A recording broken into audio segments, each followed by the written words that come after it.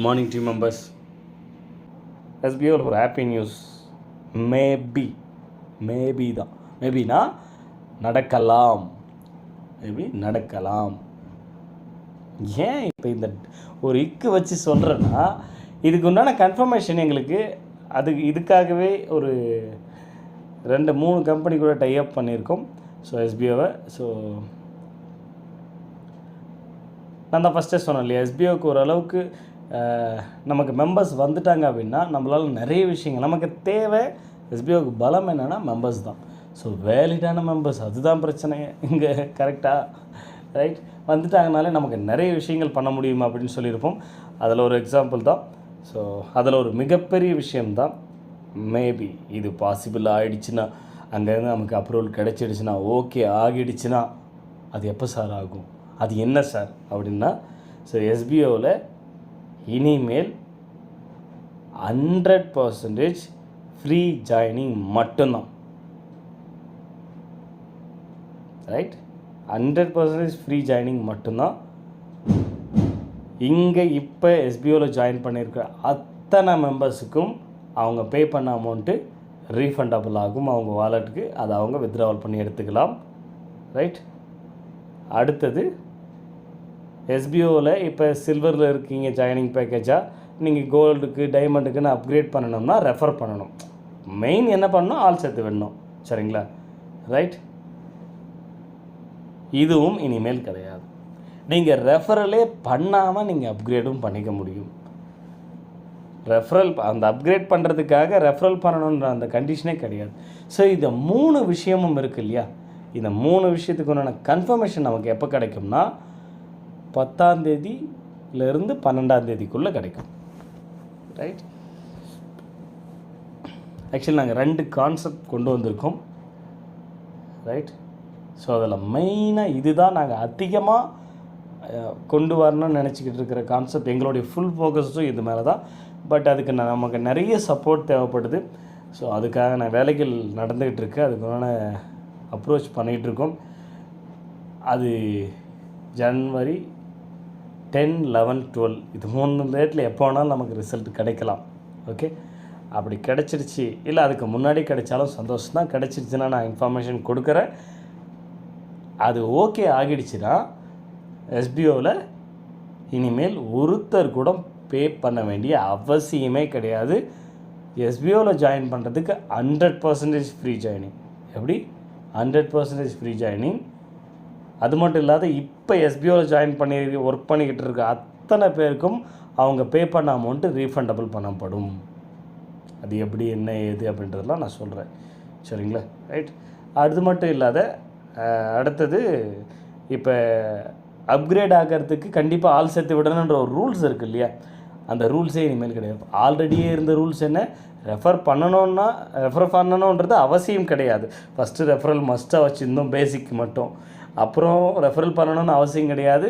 உங்களுக்கு extra income, அதாவது உங்களுடைய வருமானத்தை, அந்த மாத வருமானத்தை இன்க்ரீஸ் பண்ணி நீங்கள் அடுத்த லெவலுக்கு அப்கிரேட் பண்ணணும்னா ஆள் சேர்த்து விடணும்னு சொன்னோம். அதுக்கு மட்டும் பண்ணணும், மற்றபடி ரெஃபர் பண்ணணும் அவசியம் இல்லைன்னு சொன்னோம்.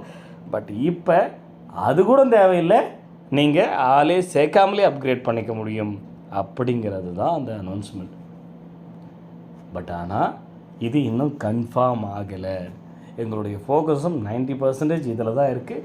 ஆல்டர்னேட் பிளானும் வச்சுருக்கோம். சரிங்களா? ஏன்னா இதெல்லாம் அவ்வளோ சாதாரணமான விஷயம் இல்லை. ஃப்ரீயாகவே கொடுக்கறதுன்றது, உங்களுக்கு தேவையான விஷயத்தை ஃப்ரீயாக கொடுக்கறதுன்றது சாதாரணமான ஒரு விஷயம் கிடையாது. அதுக்கு நமக்கு தேவையான சப்போர்ட் வேணும், ஃபினான்சியலான சப்போர்ட் இருக்கணும், இன்னும் நிறைய விஷயங்கள் பண்ணணும். அப்போ தான் நிறைய நமக்கு இன்கம் கிடைக்கும். இத்தனை லட்சம் பேருக்கும் இன் ஃப்யூச்சரில் வரக்கூடியவங்களுக்கும் நம்மளால் வருமானத்தை கொடுத்து சமாளிக்க முடியும். அந்த அளவுக்கு உங்களை யூஸ் பண்ணிக்கணும், அவ்வளோதான். சரியா? உங்கள்கிட்டருந்து பணம் எஸ்பிஓ வாங்கணும்னு அவசியம் இல்லை. உங்களை எங்கெல்லாம் எப்படிலாம் யூஸ் பண்ணி பணம் சம்பாதிக்க முடியுமோ எஸ்பிஓ சம்பாதிச்சா போதும். ஸோ எஸ்பிஓ ஒரு டிஜிட்டல் மார்க்கெட்டிங் கம்பெனி. டிஜிட்டல் மார்க்கெட்டிங்கில் நிறைய வகை இருக்குது. நம்மளால் முடிஞ்சது எல்லாமே பண்ணுவோம். நிறைய வகைகள் இருக்கு இல்லையா, நம்மளால் முடிஞ்ச எல்லாத்தையும் பண்ணுன்றது தான் கான்செப்ட்டு. அது உங்களுக்கு ஆல்ரெடி தெரியும், பழைய மெம்பர்ஸுக்கு தெரியும். அதுக்கப்புறம் இப்போ ரீலான்ச் ஆனதுக்கப்புறம் நிறைய வீடியோஸில் கூட நான் அதை பற்றி சொல்லியிருக்கேன். சரியா? ஸோ நம்மளுடைய வேலை என்னவோ நம்ம அதில் கரெக்டாக இருப்போம். ரைட், ஸோ என்னெல்லாம் பண்ண முடியுமோ எல்லாமே பண்ணலாம். அந்த எல்லாத்துலேருந்து ப்ராஃபிட் வரும்போது நம்மளால் எத்தனை லட்சம் பேர் வந்தாலும் அவங்களுக்கு ஒரு ஸ்டாண்டர்டான வருமானத்தை கொடுக்க முடியும். ஸோ அப்போ இந்த 3 விஷயங்களும் 10, 11, 12 இந்த 3 தேதிகளில் கன்ஃபர்மேஷன் கிடைக்கும். அதை நடக்குமா, வாய்ப்பு இருக்கா, நடக்குமா நடக்காதா, இல்லை நடக்காதுன்னா அப்போ என்னென்ன விஷயங்கள் மட்டும் நடக்கும்ன்றதை நான் அந்த ரேட்டில் கன்ஃபர்மேஷன் கொடுத்துருவேன். ஓகேவா? ரைட். இன்கேஸ் அது நடக்கும்னா இந்த பிரேக்கு இன்னும் கொஞ்ச நாள், ஒரு 10 நாளோ 20 நாளோ, மேக்ஸிமம் 10 நாளோ 20 நாளோ எக்ஸ்டெண்ட் ஆகலாம். அதை பற்றி நான் உங்களுக்கு அப்போ இன்ஃபார்ம் பண்ணுறேன். ஏன்னா அந்த கம்பெனிஸ் கூட நம்ம ஓகே ஆகிடுச்சுன்னா நம்ம சாஃப்ட்வேர்ஸில் நிறைய விஷயங்களை மாற்றங்கள் கொண்டு வர வேண்டியது இருக்கும். ஏன்னா இப்போ இருக்கிற கான்செப்டை டோட்டலாக மாற்றுற விஷயம் தானே இது. 100% ஃப்ரீ ஜாயினிங்கில் இருக்கும். ரைட். அதே மாதிரி நீங்கள் யாரையும் ரெஃபர் பண்ணணும்னு அவசியம் கிடையாது. ஸோ அதுக்கேற்ற மாதிரி சின்ன சின்ன சேஞ்சஸும் நாங்கள் பண்ண வேண்டியது இருக்கும். அது எப்படி ஒரு 10 to 20 days ஒர்க் இருக்கும். சரிங்களா? ரைட்.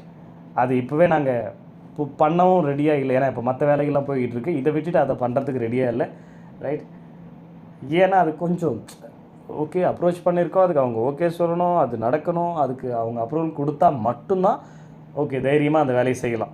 இருக்கிற வேலையை விட்டுட்டு முக்கியமாக இப்போ 18th நம்ம ஓப்பன் பண்ணணும்னு சொல்லியிருக்கோன்னா அதுக்கு தேவையான வேலைகள் என்னவோ நடந்துகிட்டு இருக்குது. இது புதுசாக வர ஒரு விஷயம்.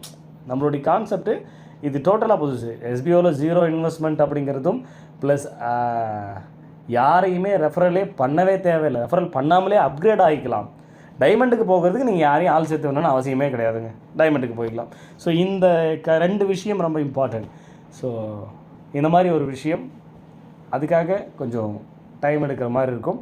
அது ஓகே ஆகிடுச்சுன்னா 10-15 நாள் தானே, அது போகிறதே தெரியாது. ரைட்.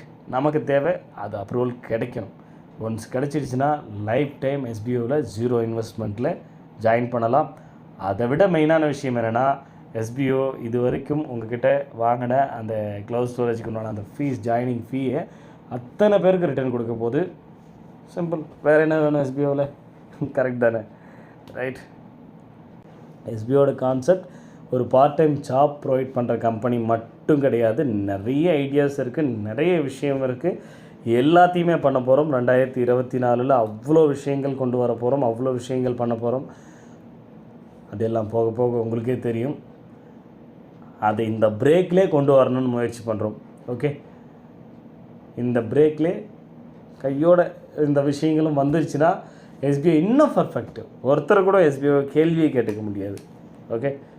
இந்த மாதிரி ஒரு விஷயங்கள் பண்ண போகிறோம். ஸோ இந்த 2024 நிறைய பேருக்கு நிறைய பெனிஃபிட்டாக இருக்கும். ரைட். அதே மாதிரி இந்த யூடியூபர்ஸ்க்கெல்லாம், யூடியூப் சேனல் வச்சுங்கிறவங்களுக்கெல்லாம் இன்னும் நிறைய பெனிஃபிட் இருக்குது.